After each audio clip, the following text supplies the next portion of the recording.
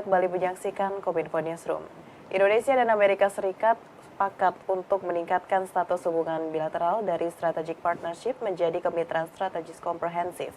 Peningkatan hubungan tersebut akan menjadi pondasi kuat untuk penguatan kerjasama bilateral, terutama di bidang ekonomi.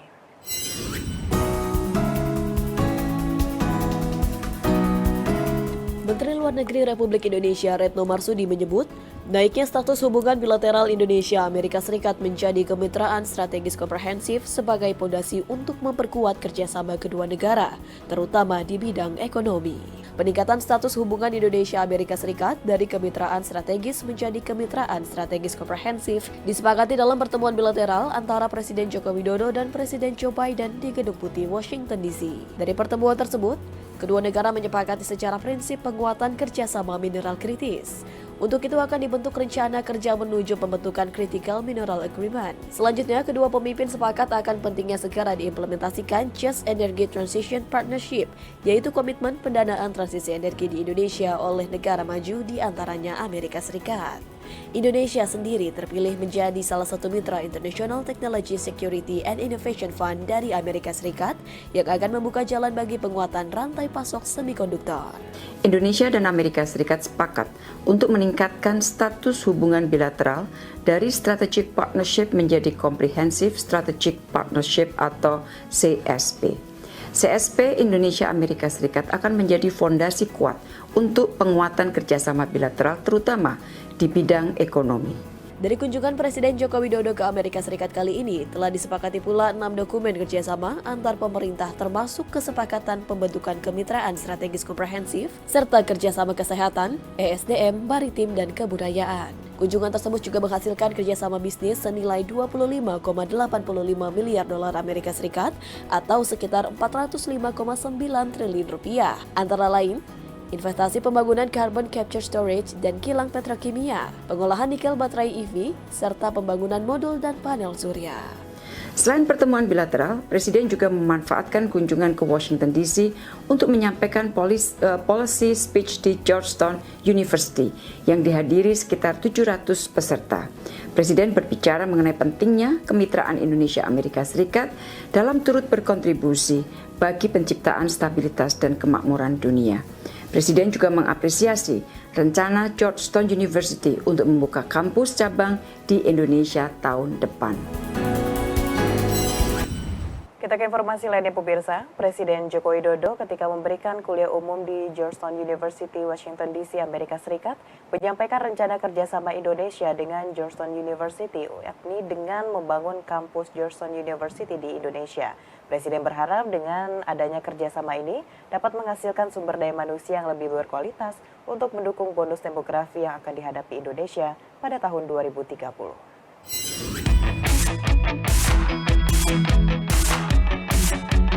Presiden Joko Widodo ketika menyampaikan kuliah umum di Gaston Hall, Gedung Healy, Georgetown University, Washington DC, Amerika Serikat, menyampaikan rencana kerjasama bidang pendidikan antara Indonesia dengan Georgetown University. Hal tersebut disampaikan Presiden Jokowi di hadapan 500 peserta yang terdiri dari akademisi hingga mahasiswa. Kerjasama tersebut akan dilakukan pada tahun 2024 mendatang, yakni dengan membuka kampus Georgetown University di Indonesia. Presiden menyebutkan hal tersebut sangatlah baik dikarenakan pendidikan merupakan salah satu prioritas Indonesia pada tahun 2030. Indonesia akan mengalami bonus demografi, sehingga kualitas SDM menjadi faktor penentu. Pada kesempatan tersebut, Presiden Jokowi juga menekankan bahwa Indonesia terbuka untuk membangun kerjasama dengan semua negara. Indonesia juga menyatakan sikap tidak berpihak pada kekuatan manapun kecuali pada perdamaian dan kemanusiaan. Pendidikan adalah salah satu prioritas Indonesia, karena di tahun 2030-an, Indonesia akan mengalami bonus demografi, sehingga kualitas sumber daya manusia menjadi faktor penentu. Saya harap nanti lulusan Georgetown Uni Indonesia juga kelak bisa menjadi presiden seperti Mr. Bill Clinton. Wakil Menteri Komunikasi dan Informatika Republik Indonesia Nezar Patria menyatakan Kementerian Kominfo akan berkomitmen untuk terus membantu diseminasi informasi terkait transisi energi. Hal ini berdasarkan arahan Presiden Joko Widodo terkait pemanfaatan berbagai potensi energi baru terbarukan di Indonesia yang sangat melimpah.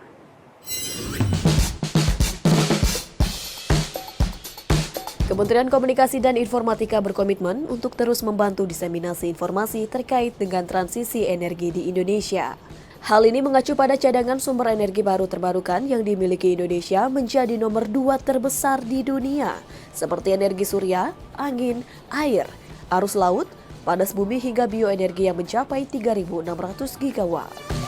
Wakil Menteri Komunikasi dan Informatika Nezar Patria dalam peringatan Hari Listrik Nasional ke-78 tahun 2023 mengatakan, saat ini Indonesia telah berkomitmen untuk mencapai net zero emission 23% di tahun 2025 dengan menekan emisi karbon di sektor ketenagalistrikan menjadi 0 pada tahun 2060. Untuk mendukung hal tersebut, pemerintah memberikan perhatian penuh terhadap perubahan iklim dan penanganan dampak emisi yang makin meningkat untuk mendukung transisi energi agar Indonesia tidak lagi menjadi konsumen teknologi dan sumber daya manusia dari luar negeri, melainkan mampu memanfaatkan sumber daya alam yang dimiliki. Sebagai Government Public Relation, Kementerian Kominfo tentu berkomitmen untuk terus membantu diseminasi informasi terkait transisi energi. Seperti yang pernah disampaikan PLN, saat ini Indonesia telah berkomitmen untuk mencapai net zero emission dengan menekan emisi karbon di sektor ketenagalistrikan menjadi 0 pada tahun 2060. Pemirsa, PT PLN Persero memastikan kelancaran sistem kelistrikan tanpa kedip tanpa padam pada gelaran FIFA World Cup U17. Selain venue utama, PLN juga memastikan pasokan listrik pada setiap stadion penyelenggaraan Piala Dunia U17 berjalan dengan baik.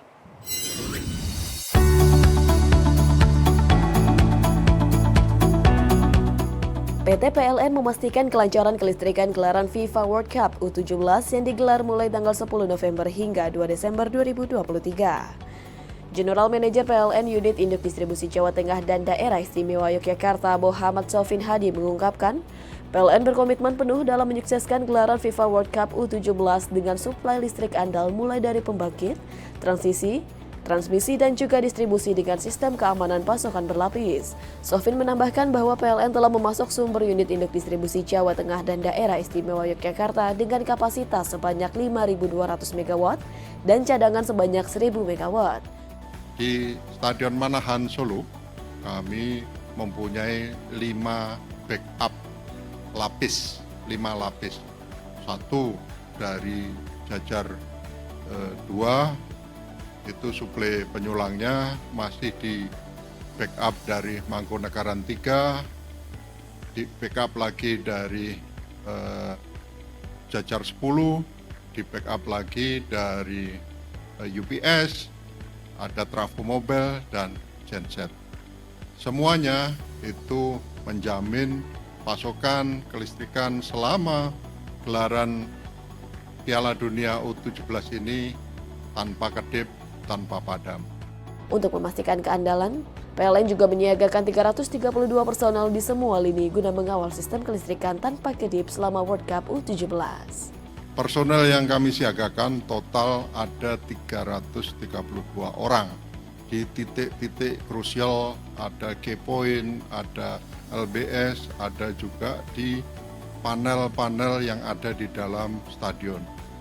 Semuanya siap dan selama pertandingan itu memeriksa parameter kelistrikan, tegangan, arus, dan yang lain supaya benar-benar tidak ada masalah. Indeks Pembangunan Manusia atau IPM tahun 2023 mengalami peningkatan dibanding tahun 2022. Adapun IPM tahun 2023 yakni sebesar 74,39%. Deputi Bidang Statistik Distribusi dan Jasa BPS Puji Ismartini menyebutkan, Indeks Pembangunan Manusia atau IPM tahun 2023 sebesar 74,39% atau naik 0,84% dari tahun 2022 yang sebesar 73,77%. Peningkatan IPM tahun 2023 tersebut didorong oleh peningkatan pada semua indikator pembentuk, yakni umur harapan hidup, harapan lama sekolah, rata-rata lama sekolah, dan pengeluaran real per kapita per tahun yang disesuaikan. Sementara itu, provinsi dengan capaian IPM tertinggi adalah DKI Jakarta, dengan 83,55%, provinsi dengan IPM terendah yakni Papua 63,01%. Pemerintah terus melakukan sejumlah kebijakan dan langkah strategis dalam rangka peningkatan pembangunan manusia Indonesia. Baik, selanjutnya pada tahun 2023, nilai Indeks Pembangunan Manusia atau IPM adalah sebesar 74,39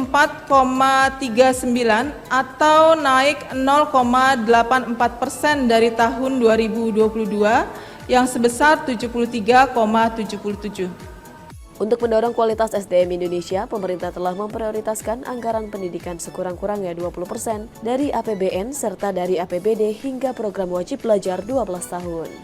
Dalam bidang kesehatan, pemerintah saat ini gencar mengkampanyekan gerakan hidup sehat, percepatan penurunan stunting pada balita.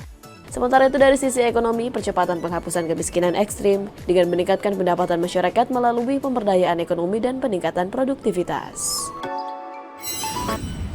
Pemirsa, usai jeda pariwara, kami akan mengajak Anda untuk menyaksikan dialog mengenai geliat pembangunan di Manggarai Timur bersama rekan saya Bilqis Sabila sesaat lagi.